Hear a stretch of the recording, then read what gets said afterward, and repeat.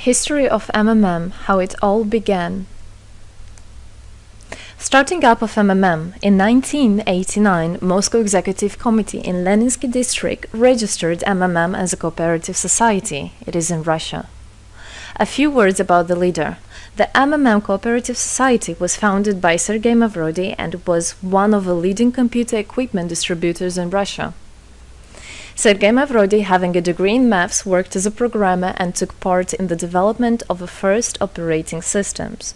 Few words about his decision to make his own company is the fact that having worked as a simple worker from 8 to 5, he understood that freedom is the most important for him, because that work of 8 to 5 is literally a slavery. At any point, at any time, the company can throw you out and you'll be left without nothing, although you could have worked in that company for years and years. So he realized it. This is why he decided to create his own child, and he knew whatever his efforts will be, it will come back to him in form of dividends and income. Free of charge travel campaign. In 1992, the brand became universally recognizable after Mavrodi offered several times to all the residents of Moscow a day of free of charge travel in metro, Moscow subway. Pretty smart. Birthday of MMM. On October 20, 1992, the joint stock company MMM was registered.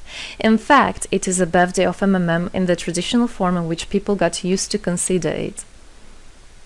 The shares of MMM on sale. February 1st, 1994, the shares of MMM went on sale, and people immediately began to buy them. Moreover, the company willingly bought them back on a new, higher rate, which grew very fast at about 100% per month. The company's principle today is always more expensive than yesterday worked perfectly. Few words about that. Why did he do that? As you might know, in 1991, the Soviet Union fell. So if until at the time of the Soviet Union, everything that there was in the country, like properties, different companies or whatever that was bringing some goods, was national.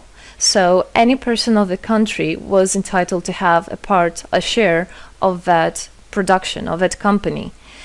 Everybody was equal. But when the Soviet Union fell, what it meant is that all the companies, all the properties had to be privatized. So you can imagine there is a company, a huge company. People worked there for years and years. And at one moment, there comes a person and says, all that is mine. Yes, this was the case. And obviously that information, that laws about the fact that it was possible to privatize was kept only for a small group of people for obvious reasons. So a simple worker who worked in that company for years and years or all his life didn't know he can actually come and say by law that that is his. So what genius idea Sergey Mavrodi had is to sell these shares to gather the money of the people, and with this money to buy those companies. So basically, if a person has an MMM share, he would have had an exact share from the company that Sergey Mavrodi bought. For example, a company from oil and gas or something else. Obviously, he knew perfectly which companies are worth it and which companies were not. There was quite a battle there. So as you can see, his idea was great, but let's see what happens. Government is trying to hinder MMM's activities. Surprise, surprise! Planned by the Russian government, MMM 94 was intentionally collapsed. It began when tax inspectors accompanied by OMON officers passed through the crowd of depositors and went inside the central office of the company to give a notice about the planned tax inspection. Right. So obviously, the small group of people that I was talking about is the government people, is the people that have connections and so on. And they wanted, obviously, all that money, all those properties to be kept in their hands. This is how the nowadays oligarchs were made. At that moment, they had nothing. In one day, they got loads of money. And now you can know them as very rich people who made their money on the back of a nation. So obviously they did something just to provoke some panic going through the crowd. Obviously, for any financial institution, a panic is really bad.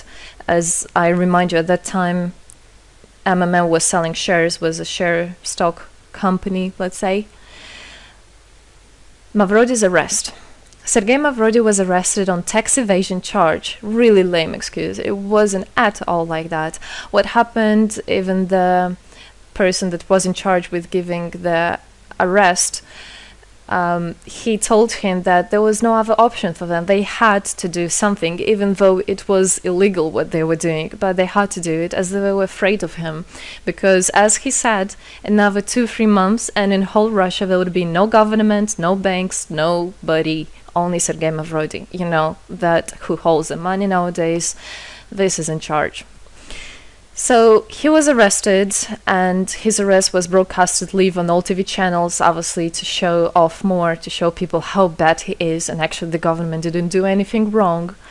On the same day, there was a storm of the central office of MMM. The company was prescribed to recover 49.9 billion rubles to the budget. Huge money. The question about the money in MMM 94 is open, as no one still can give an answer where it is. The authorities simply turned a blind eye to it, although hundreds of eyewitnesses are ready to confirm, even under oath in court, that they saw 17 trucks take out cash through the back door. So unfortunately, at that time, there was no internet, no way, no bitcoins, no other internet wallets, and all the money were obviously kept in cash in the MMM offices. And the government took advantage of it. They just came, took it out, and then they said nothing. Moreover, they didn't say where the money went. They even made the way to make people believe that Sergey Mavrodi was the one who took all those 17 trucks of money and disappeared. But obviously it wasn't the case. It was a simply lame excuse. Demonstrations against state authorities. August 1994. Thousands of MMM depositors affected by the artificial collapse of the pyramid protested and demanded to set Mavrodi free. Actually, Mavrodi could have used his powers and do huge, bigger protests, but he decided not to do that, as that would made as obvious a different protests of this type. It could be people injured or even killed, so he decided not to use people in this purpose. It was very noble from him to do that. MMM leader became a deputy. However, he found a way to get out of the prison. Being imprisoned, Sergey Mavrodi had managed to register as a candidate for a deputy of the State Duma and was released from prison. He won the elections by a landslide and became the deputy of the State Duma of the first convocation. So, as a deputy in Russia, they have privileges. This is why, becoming a deputy, he was set free. The State Duma is against Mavrodi. Surprise, surprise! The State Duma deputies deprived Sergey Mavrodi of his deputy plenary powers due to his permanent absence at the Duma's meetings. That incident was the only one in New Russia's history. Sergey Mavrodi wasn't interested at all in politics. It's not he hates politics, as he said it many times. So he became a deputy only for the reason to get out of a prison. That's it. He wasn't interested to go to at their meetings, as he himself considered as well the people there as being quite silly and not worthy to spend time with. But this was another lame excuse for them to deprive him by saying that he is absent. A candidate for presidency.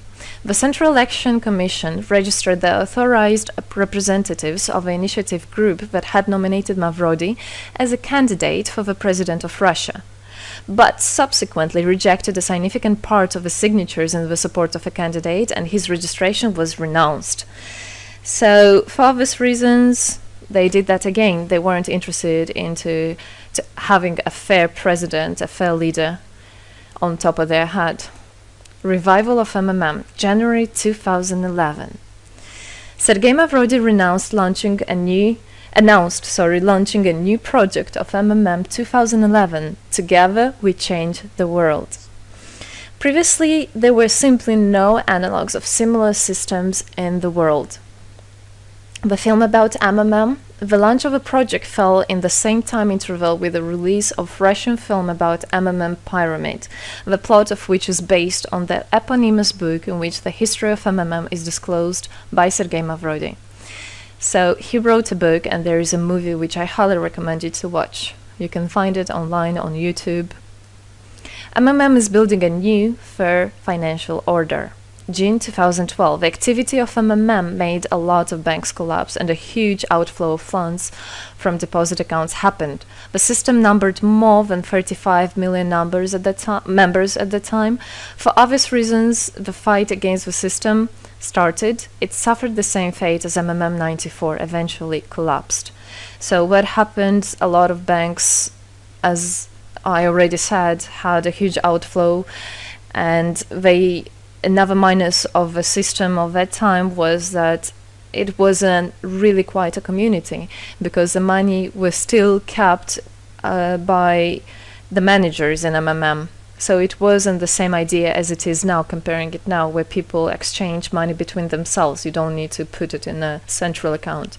At that time, there were central accounts, and it was again used by the banks. They simply blocked those accounts that they identified as being of MMM and took all the money away, and that's it. There were no other discussion about that. Again, huge loss of money. People lost a lot of money. Sergey Mavrodi didn't get all of them. It was again the banks that took the advantage of it. MMM 2012 is just the beginning. I'll be back. Sergey Mavrodi announced the launch of a completely new MMM, World Mutual Aid Fund, MMM community. It speeded up since the first day, showing crazy dynamics on new members' registration. It has been decided to send 10% of the whole turnover on payments to the affected members of MMM 2011. So again, another genius idea. In order not to make central accounts, in order not to gather the money somewhere, now the money are spread directly between participant itself. You can just check in your account online whom you should transfer the money to. So MMM now is connecting all the people between themselves in exchange, so that they can exchange the money and get benefits of it. It's amazing and it's crazy, but it is true. MMM is growing. Some short facts. 2012, MMM started its development in India. It had great, huge developments. 2012-2013, following India, MMM Bangladesh was launched as well.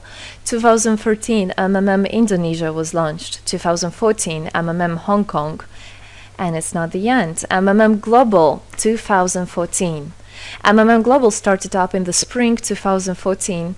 It is a voluntary network, a community of millions and millions of people from more than 100 countries worldwide.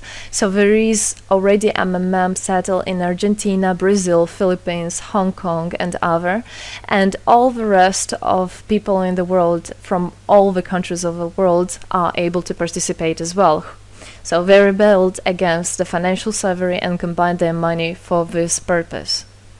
So how it is possible? MMM, the Republic of Bitcoin. Bitcoin is another genius idea to set the world free. For MMM Global participants' convenience, there were some 20 ideas on funds transfers implemented. From now on, all the countries where you can buy and sell Bitcoins can be registered in a branch of Free People of the Republic of Bitcoin. Thus, there is no barriers to develop MMM in small countries due to their restrictions on the international bank transfers. Banks. This is not something that we would want to use, as the banks can anytime put restriction on an account or even block an account and take all the money. Yes, the banks can do that. Read better your contract. So, Bitcoins is really genius idea to do that. Join MMM Global, join our community, set the world free. Don't hesitate, don't even think of going back, just go always forward. We are writing the history right here and right now. We are not going to be any more slaves working from 8 to 5, having pennies for that. We want to hold our own money and to get the benefits of it. I don't want a bank to use my money for their own purposes. I want us people, free people, to use our money, to exchange the money when it is needed, and to help each other. This is really a great idea. And join us, write the history here today with us, and together we will indeed change the world.